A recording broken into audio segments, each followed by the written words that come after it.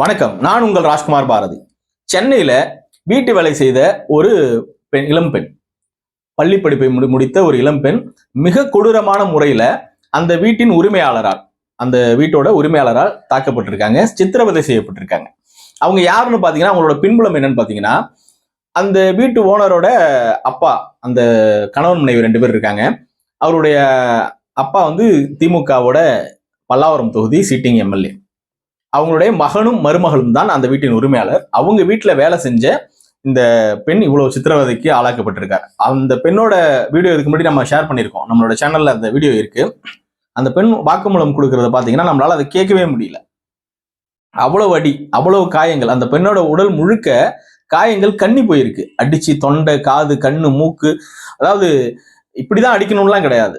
ஒரு ஒரு சேடிஸ்ட் எப்படி அடிப்பாங்க, ஒரு மனநலம் பாதிக்கப்பட்டவங்க, ஒரு குரூர புத்தி உள்ளவங்க எப்படி ஒருத்தவங்களை தாக்குவாங்களோ அந்த மாதிரி கண்ணபண்ணன் போட்டு அடிச்சிருக்கிறாங்க அந்த பொண்ணை. அதோட இல்லாம அந்த பொண்ணு சொல்லும் போது அப்படியே நமக்கு நடுங்குது.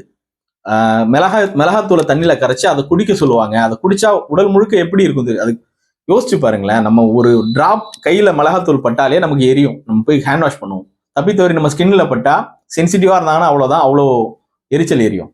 அதே நம்ம குடலுக்குள்ள போகுது, நம்ம அதை குடிக்கணும் அப்படின்றதெல்லாம் எவ்வளவு கொடூரமான விஷயம். இதெல்லாம் இந்த சித்திரவதை முகாம்கள் இருக்குல்ல, அந்த மாதிரி இடத்துல செய்யக்கூடிய ஒரு சித்திரவதைகள்.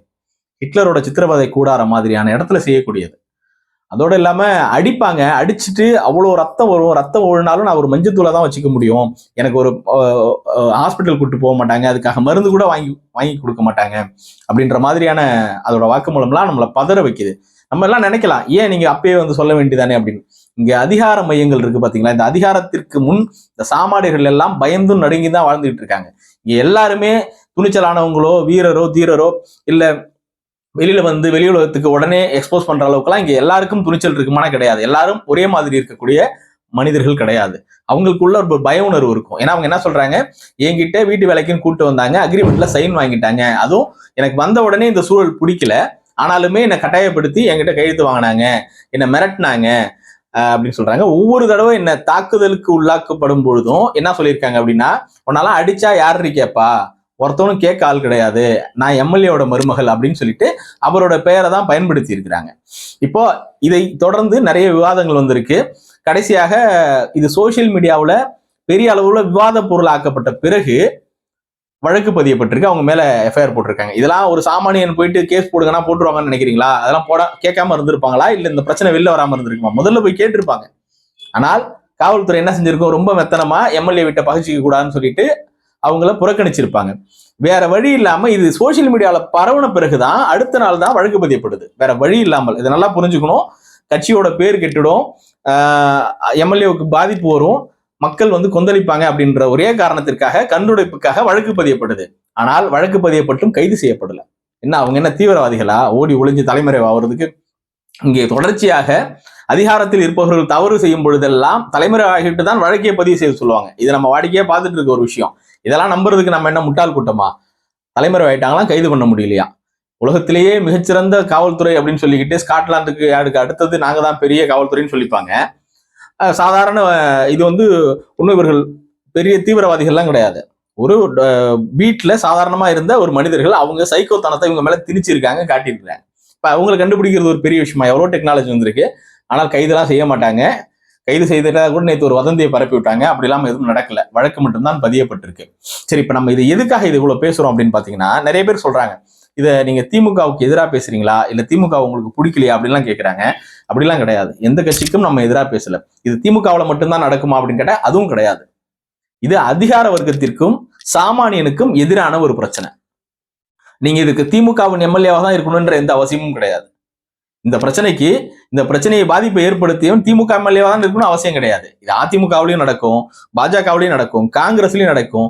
இதே ஒரு ஊர்ல ஒரு சுயேட்சையாக நின்று வெற்றி பெற்று அதிகாரத்துக்கு வந்தவன், அவன் கையில சாதிய பின்புலமும் பணபலமும் இருக்குன்னு வச்சுக்கோங்களேன்.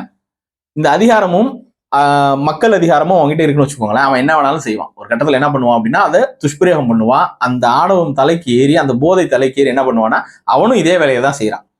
இங்க வந்து இது ஒரு குறிப்பிட்ட கட்சிக்கு எதிரான செயல்லாம் யாரும் பார்க்க வேணாம். ஆனால் இப்ப ஆட்சியில இருக்கிறாங்க, அவங்க அதிகாரத்துல இருக்கிறாங்க. அந்த அதிகாரத்தை அந்த எம்எல்ஏவும் அவர்கள் அந்த எம்எல்ஏவின் மூலமாக ஏன்னா அவர் தவறு செய்தாரு, அவர் நேரடியா இதுல சம்மந்தப்பட்டாரு அப்படின்னு எந்த இடத்துலயும் இல்லை. அதனால நம்ம அவரை குறை சொல்ல முடியாது. நான் அவரை குறை சொல்ல வரலைங்க. ஆனால் மறைமுகமாக அவரின் பெயர் தான் இங்க பயன்படுத்தப்பட்டிருக்கு, அவரின் அதிகாரம் தான் இங்க பயன்படுத்தப்பட்டிருக்கு. அப்போ இதை நம்ம கேள்வி கேட்க தான் செய்வோம். அப்ப கேள்வி கேட்கிறப்ப எங்க கட்சியை நீங்க ஏன் கேட்கறீங்க அப்படின்னு கேட்கக்கூடாது. அதற்கு நீங்க என்ன பண்ணா ஒழுங்கான நடவடிக்கை எடுத்திருக்கணும். அதான் எஃப்ஐஆர் போட்டாச்சு, விசாரணை நடக்குது. இதெல்லாம் சமாளிக்கிறதுக்கான பதில். எவ்வளவோ வழக்குகள் விசாரணை பதியப்பட்டு கிடப்புல கிடக்கு. தேவை நடவடிக்கை தான், அநீதிக்கு எதிரான நடவடிக்கை தானே ஒழிய ஒரு பேப்பர்ல எழுதி நாங்க விசாரணை செஞ்சுக்கிட்டு இருக்கோம் என்ற கண் துடைப்பு நாடகம் இல்லை. அடுத்தது இன்னொரு விஷயத்துக்கு வருவோம். இப்ப முதல் 2 நாள் இந்த கட்சிக்காரங்க எல்லாம் சேர்த்து என்ன முட்டு கொடுத்துட்டு இருந்தாங்க, இது ஒரு தனி மனித செயல். அவங்க மருமகள் மெர்லினா அப்படின்ற அந்த கருணாநிதி அவர்களின் மருமகள், பல்லாவரம் தொகுதி திமுக எம்எல்ஏ கருணாநிதி அவர்களின் மருமகள் மெர்லினா அவர்கள் தான் இது தனிப்பட்ட முறையில் இந்த வேலையை செஞ்சிருக்கிறாங்க. இது அவர்கள் தனிப்பட்ட முறையில் செய்த ஒரு செயல், அது தப்பு தான், நாங்க எதுவும் சொல்லல, அவங்க மேல நடவடிக்கை எடுக்கிறதா சொல்றோம், இதை தாண்டி நாங்க என்ன பண்ண முடியும் அப்படின்னு ஒரு உருட்டுனாங்க. நம்மளும் ஐயோ என்னடா இவ்வளவு யோகியமா இருக்கிறாங்களே, அதிகார துஷ்பிரயோகம்லாம் அவங்களை பண்ண மாட்டாங்க, இது ஒரு டொமஸ்டிக் வயலன்ஸ் மாதிரி நடந்திருக்கு, ஒரு வீட்டுல தனிப்பட்ட முறையில நடந்த சம்பவம் அப்படின்னு நம்ம கடந்து போகலாம் நினைச்சா, அடுத்த நாள் அந்த பொண்ணு அவங்க அம்மாவும் இன்டர்வியூ பண்றாங்க. அவங்க என்ன சொல்றாங்க, இதுதான் இவங்க எவ்வளவு கேவலமானவர்கள் இந்த ஆட்சியாளர்கள் அப்படின்றத நமக்கு வெளிச்சம் போட்டு காட்டுது. என்ன பண்ணிருக்காங்க அப்படின்னா, இவங்க சொந்த ஊருக்கு போயிருக்காங்க.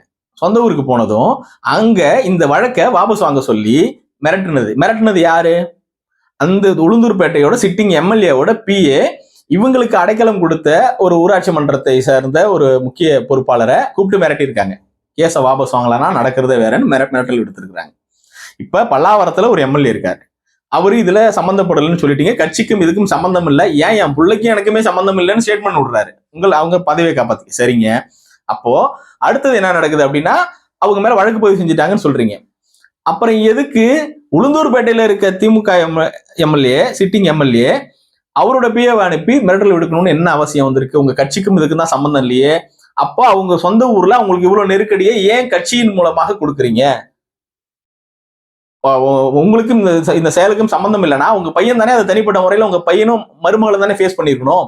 அப்ப உங்க கட்சியை சேர்ந்த இன்னொரு எம்எல்ஏ மூலமாக அழுத்தம் கொடுப்பது எதனால்? அப்ப இதுக்கு கட்சி பின்புலம் இருக்கா இல்லையா? இதைதான் அதிகார துஷ்பிரயோகம் அப்படின்னு நம்ம சொல்லிக்கிட்டு இருக்கோம். உங்க கட்சிக்காரனை காப்பாத்துறதுக்காகவும் உங்க கட்சியின் பெயரை காப்பாத்துறதுக்காகவும் தனிப்பட்ட சாமானியனை ஒரு மக்களை இலக்காக்குறது எவ்வளவு பெரிய குற்றம். இதுதான் மக்கள் எதிராக செயல்படுவாங்க. நீங்க அதிகாரத்துக்கு வந்தீங்கன்னா உங்களை அராஜகம் தாங்க முடியாது, அதிகாரம் துஷ்பிரயோகம் பண்ணுவீங்க, உங்கள் அதிகாரத்தை பயன்படுத்தி சாமானியனை வஞ்சிப்பீங்க, கேள்வி கேட்க ஆள் இல்லாத நாதியற்ற கூட்டம்னு சொல்லி எள்ளி நகையாடி அவங்களை கொடுமை பண்ணுவீங்கன்னு தெரிஞ்சுதான் மக்கள் 5 ஆண்டுகளுக்கு மேல உங்களுக்கு ஆட்சியை கொடுக்க மாட்டாங்க. ஒன்னும் செய்ய வேணாம், நீங்க வழக்கு பதிவு செஞ்சீங்கல்ல, அவங்களை கைது செஞ்சு அவங்களை சிறையில் அடைக்க வேண்டியதை கேட்டா அதை காவல்துறையை கேளுங்க, நீங்க திரும்ப எங்களுக்கே சொல்லுவீங்க. இதே ஒரு சாமானியன் இந்த மாதிரி செஞ்சிட முடியுமா? எத்தனை பேர் ஒரு சாப்பாட்டுக்கு வழி இல்லாத ரொம்ப ஏழ்மை நிலையில இருக்கும் ஒரு குற்றச்செயல், அவன் குற்றத்தை நான் நியாயப்படுத்தல, ஒரு குற்றச்செயல் செல்லும் போது என்கவுண்டர் வரைக்கும் போறீங்க, அடுத்த நாளே தேடி பிடிச்சி சுட்டு கொண்டுருவாங்க. ஏன்? இல்லைன்னா அடிச்சு காலை உடைச்சிருவாங்க. ஏன்னா அவனுக்கு கேட்க நாதி கிடையாது, உடனடியாக குற்றவாளி கைது செய்யப்பட்டுருவாரு. ஆனால் இத்தகைய பெரிய இடத்துல இருக்கிறவங்க எவ்வளவு பெரிய கொடுமை செஞ்சாலுமே அவங்களை காவல்துறை தேடிக்கிட்டே தான் இருக்குமே தவிர கைது செய்யாது, நடவடிக்கை எடுக்காது. ஏன்? இப்ப இந்த விஷயமே ஒரு 10 நாள் சோசியல் மீடியால பரபரப்பா இருக்க வரைக்கும் ஆற போட்டுட்டு திரும்ப என்ன பண்ண போறாங்க, அப்படியே போட்டுருவாங்க. யாரும் கேள்வி கேட்க போறது கிடையாது, அப்படியே போட்டுருவாங்க, கிடப்புல போட்டுருவாங்க, குற்றவாளிகள் தப்பிச்சு போயிடுவாங்க. அப்போ அதிகாரத்துல இருக்கிறவன், பணம் படைத்தவன், பதவியை பெற்றவன், அவனும் அவன் குடும்பமும் என்ன வேணாலும் செய்யலாம் அப்படின்றதுதான் இங்க எழுதப்படாத விதியா இருக்கு. அதுதான் இந்த அரசும் செயல்படுத்துகிறது அப்படின்னு ஒத்துக்குங்க. அதை விட்டுட்டு நாங்க மட்டும் யோகியன், எங்க இதே அதிமுக நீங்க இப்படி கேட்க முடியுமா? நீங்க கேட்டதும் இல்லை, உடனே நடவடிக்கை எடுத்துட்டோம். என்ன நடவடிக்கை எடுத்தீங்க? இதுக்கு பேர் நடவடிக்கை கிடையாது, மக்களை ஏமாத்துறீங்க. தொடர்ச்சியாக மக்களை நடவடிக்கை எடுக்கிறோம்ன்ற பேர்ல நாங்க நல்லவன் காமிச்சிக்க இந்த சோசியல் மீடியா, அதுவும் இந்த சோசியல் மீடியான்னு ஒண்ணு இல்லைன்னா சத்தியமா இந்த மக்களை எல்லாம் கொண்டு புதைச்சா கூட கேட்க ஆள் இல்லைன்ற நிலைமையில தான் இருந்தது. எந்த மெயின்ஸ்ட்ரீம் மீடியாவும் இதை பேசல. ஏன் பேசல அப்படின்னா, எல்லாருக்கும் நீங்க எலும்பு துண்டை போட்டுட்டே இருக்கீங்க, அவனுங்களும் கவிக்கிட்டு போயிட்டே இருக்காங்க. அதனால அவங்க பேச மாட்டாங்க, நீங்க காசு கொடுத்தா அவன் பேச மாட்டான். ஆனா பொதுமக்கள் தான் ஒவ்வொருத்தனும் தனிப்பட்ட ஊடகவியலாளராக கிளர்ந்து இருந்து ஒரு பிரச்சனையும் பேசும்பொழுது அடிபணிஞ்சு வேற வழி இல்லாம ஐயோ இதுக்கப்புறம் விட்டனா நம்மளை ரொம்ப டேமேஜ் பண்ணிடுவாங்கன்னு கண்டுடைப்புக்காக சில விஷயங்களை செய்றீங்க, அதுவும் கட்டாயத்திற்காக செய்றீங்க. இதுவும் இது பேசு பொருள் ஆகலன்னா இதெல்லாம் நீங்க கண்டுக்க போறீங்களா? அந்த பொண்ணு மேலேயே பழி போடுவீங்க. இன்னும் ஒரு படி மேல போயிட்டு இங்க ஒரு கொத்தடிமை கூட்டம் இருக்கு, நான் செத்தாலும் திமுக காரனா தான் சாவேன், என் கட்சிக்காகவே சாவேன்னு காலங்காலமா அடிமை சாசனம் எழுதி கொடுத்துட்டு வந்த ஒரு கொத்தடிமை கூட்டம் இருக்கு. அந்த கொத்தடிமை கூட்டம் என்ன செய்யுது அப்படின்னு பாத்தீங்கன்னா, அந்த பெண்ணுக்கு காதல் பிரச்சனை, அதனால இது காசுக்காக பொய் சொல்லுது அப்படின்லாம் காலையில உருட்டிக்கிட்டு இருக்கான். சரிடா, அந்த பொண்ணுக்கு காதல் பிரச்சனையாவே இருக்கட்டும்டா, திரும்ப அதான் கேட்கிறேன், அது காதல் என்ன பிரச்சனை வேணாலும் இருந்தா போகுது, அந்த பொண்ணு எதுக்கு அப்படி சித்திரவதை பண்ணணும்? அதுவும் இல்ல, சித்திரவதையே நடக்கலன்னு சொல்றீங்களா? அப்ப சித்திரவதையே நடக்கலன்னா அந்த பெண் உடம்புல இருக்க அவ்வளவு காயங்களும் அதுவே எடுத்து அடிச்சுக்கிச்சா? பைத்தியமா அது? அதானே செய்ய போறீங்க. கடைசியில என்ன சொல்லுவீங்க? அந்த பொண்ணு மனநலம் பாதிக்கப்பட்டது, பைத்தியம்னு சொல்லி சர்டிபிகேட் வாங்கி கொடுத்தாலும் கொடுப்பீங்க. ஏன்னா அந்த அளவுக்கு கேவலமானவர்கள் தான் அதிகாரத்தை கையில் வைத்திருக்கும் அனைத்து ஆட்சியாளர்களும். உங்களை காப்பாத்திக்க சாமானியம் செத்தா கூட பரவாயில்லன்னு குழி தோண்டி புதைக்கிற ஒரு கூட்டம் தான் இந்த ஆட்சியாளர்கள் கூட்டம். இதுல திமுக, அதிமுக, பாஜக எல்லாம் நான் பிரிச்சுலாம் பார்க்கல. இன்னைக்கு திமுக இதுல இன்வால்வ் ஆயிருக்கிறதால அவங்கள பத்தி பேசுறோம். எல்லா ஆட்சியாளர்களையும் தான் நான் சொல்றேன். எல்லா ஆட்சியாளர்களும் இத்தகைய ஒரு கேடுகட்ட செயலை தான் செஞ்சுக்கிட்டு இருக்கீங்க. பொதுமக்கள் இதற்கு எதிராக தொடர்ச்சியாக கண்டன குரலை எழுப்பி, இது ஒன்றும் பிரச்சனை இல்லை, நீங்க என்ன கடந்து போயிருவீங்க, தப்பிச்சிட்டோன்னு கடந்து போவீங்க. ஆனால் இதற்கு பதிலாக உங்களுக்கு தேர்தலில் இவங்க பாடம் புகட்டும் போது பாஜக உள்ள பூந்துரும் எங்களை பயங்காட்ட வேண்டியது.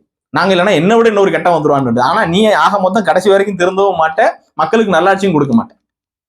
இன்னொருத்தன் ரொம்ப கேவலமா இருக்கான், அவனோட நான் கொஞ்சம் பெட்டரா இருக்கேன், என்னை நீங்க வச்சுக்கிங்க, நாங்க உங்களை அப்பப்போ கொலை பண்ணிக்கிறோம், கொன்னுக்கிறோம், கொடுமைப்படுத்திக்கிறோம் அப்படின்னு சொல்லிட்டு மானகட்டத்தனமா ஒரு ஸ்டேட்மெண்ட் கொடுக்குறீங்க.